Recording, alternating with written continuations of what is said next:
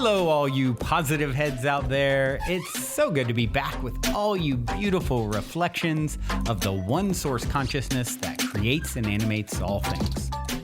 If you're new to this podcast, of course, we're super happy to have you here. And if you've been listening and enjoying for a while, I would be super grateful if you would please take a moment to give us a review on Apple Podcasts. It's one of the best and simplest ways to pay it forward and help others find the show so that they too can tap into the powerful perspectives and positive vibrations we are collectively emanating. The other unique and magical way to share this show is by sending any friends you think would benefit from listening to this podcast our Game with the Universe link at positivehead.com/game. Also listed in the show notes, which will serve them up a quote-unquote random episode when they click it. Just instruct them before clicking the link to close their eyes for a moment and sincerely ask the universe to cue up the episode that contains the insight and perspectives that they most need to hear at this point in their life journey, and then click to listen to whatever episode is synchronistically served up to them. I have heard time and time again from people about the incredible results they received playing the game. So just tell your friends magical results are guaranteed or their karma back.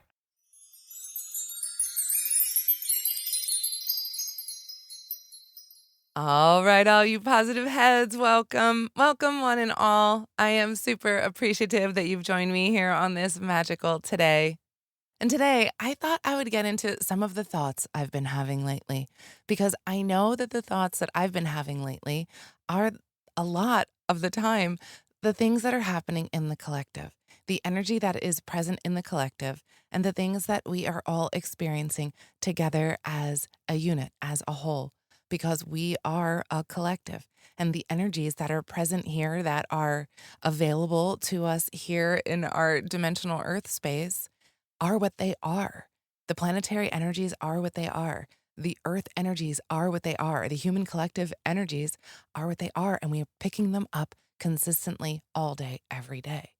And so what one is feeling, the other is feeling, whether we realize it, that we're feeling the collective or not.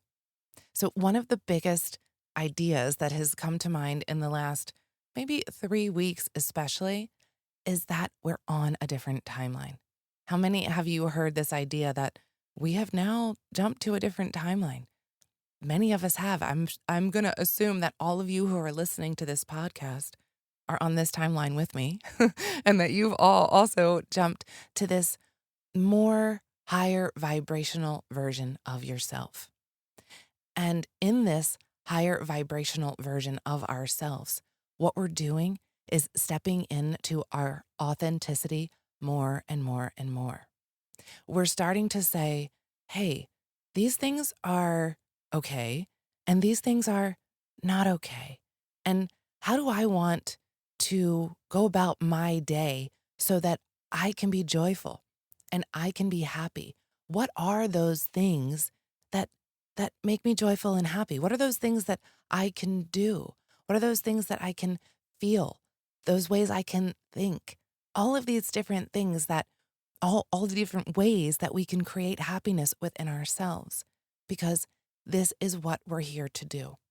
We are here to have this human experience and to find our joy, to live each experience out, feel it, experience it, learn from it, and to be able to find the joy, the gratitude, and the love. Because at the end of the day, this is what these lessons are all about. Are we able to forgive? Are we able to see the gratitude throughout the difficult challenges, the opportunities that we've been given throughout our life? Are we able to see these things from a different perspective, from a higher perspective, from a unity perspective, in love, in compassion? Every single lesson will always go back to this. And until we learn to love, then we will continue to stay on this karmic wheel. We're here to make a choice. I say this all the time. We're here to make these choices between love and fear, between service to the whole, service to others, or in service to ourselves. And as this time goes on, this illusory time, there is no time. As this time goes on, we are getting like amped up in the energies. The energies are getting stronger and stronger, more energetically dense, and there is no time. I just said there's no time, but there is no more time for us to be in our whole, of inauthenticity, in our whole of being miserable in our lives and suffering through it all, because that is not the point.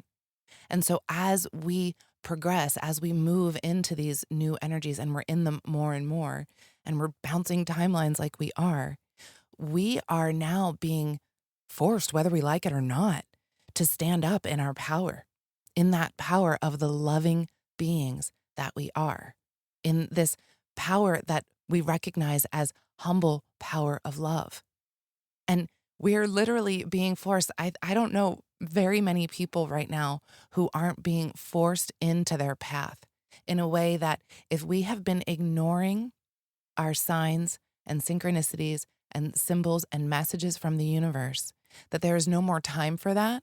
We're all being guided now. It's time. It's time to step into your mission. It's time to step into your purpose.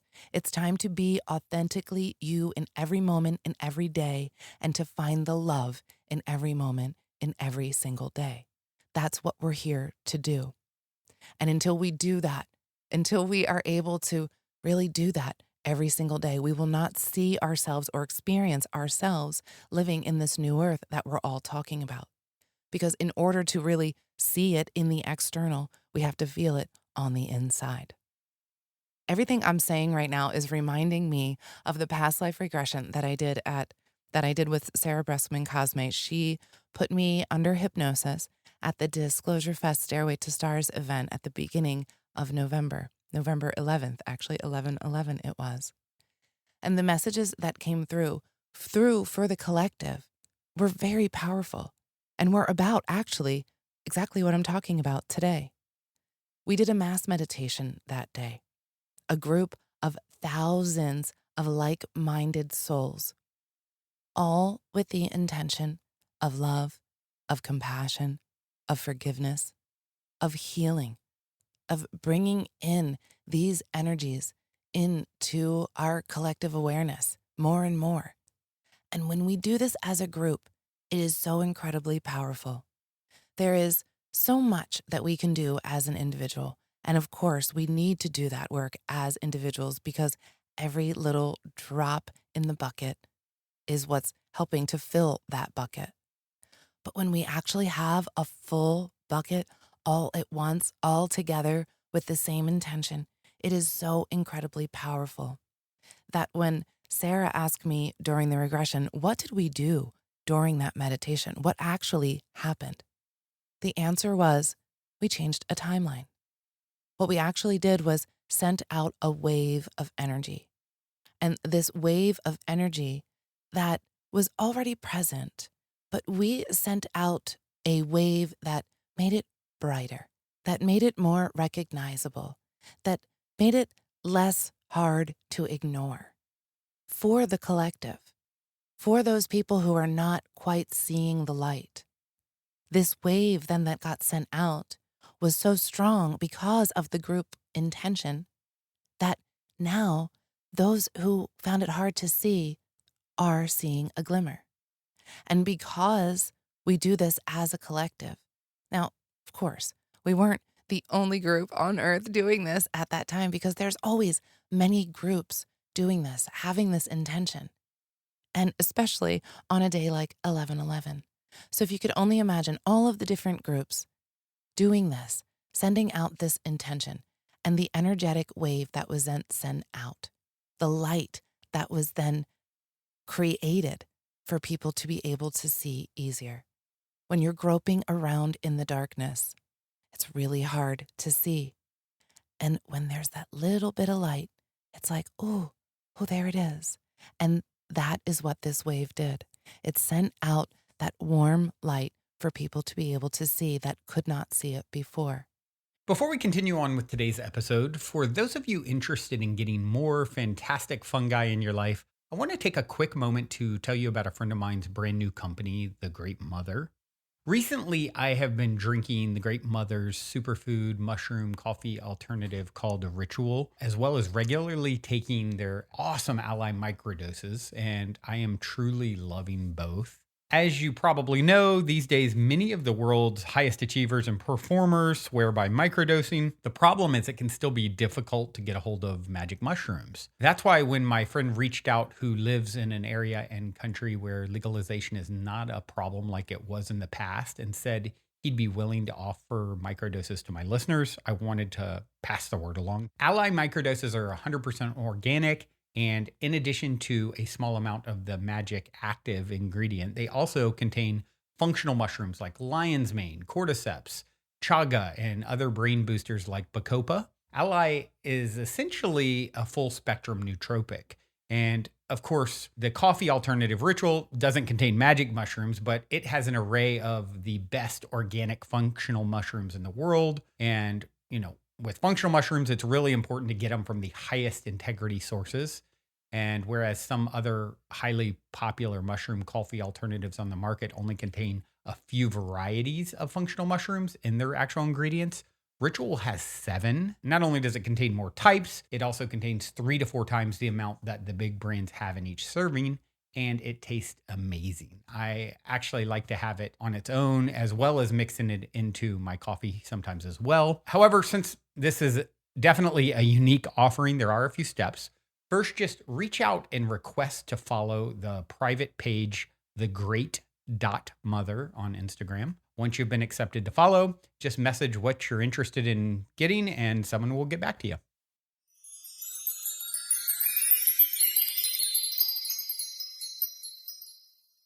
And so this is why it's so incredibly important for us to gather, to be together, to set group intentions, and to work together in this way. Because we are remembering. We are remembering how we did this in the past, that we came together and gathered and did ceremony, prayed together, laughed together. And this energy is what heals the collective. This was one of the biggest messages too that came through is laughter. It's so important to laugh together, to be together, to share together, to be one together. So I'm not sure how many of you are feeling this different timeline. I know I am. I had a conversation with a couple girlfriends the other day where 2 of us have no recollection of a conversation that the third one is like, you guys don't remember this? And told us step by step by step. Neither one of us know because we're on a different timeline.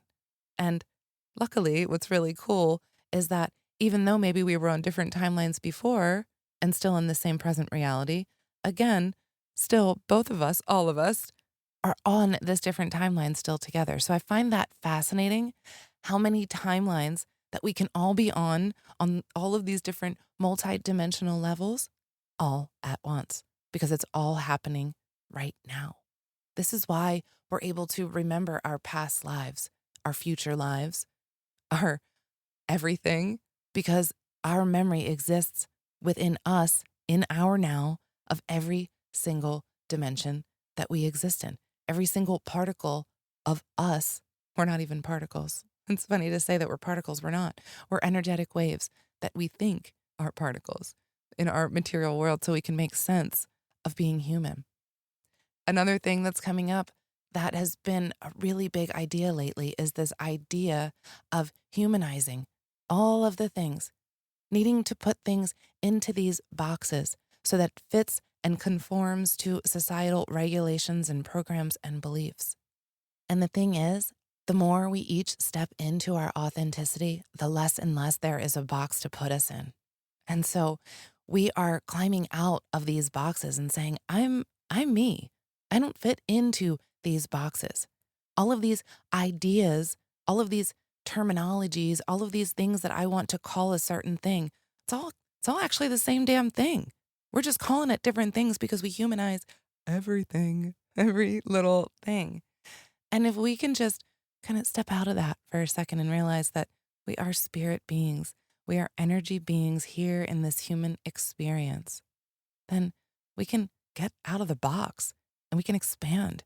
We can be free We can spread our wings. We can fly. We can take those chains off that have been limiting us for so incredibly long in this material world, thinking that we have to appease another. Oh, this is another one. Appeasing another, people pleasing, wanting everyone around us to be happy, content, a-okay. The thing about that is, it is none of our damn business. It is none of our business another's journey, how somebody else feels. It's none of our business. It's not for us to get involved in. It's not our journey. And so when we can step out of that people pleasing, need to do everything for everyone else and focus on our own self, do that self-care for our own self, come into our own authentic selves by saying, no, I don't want to do that. I don't want to do that because it doesn't sound fun. And that's okay. That's a really good reason to say no to something. No, I don't feel like it today.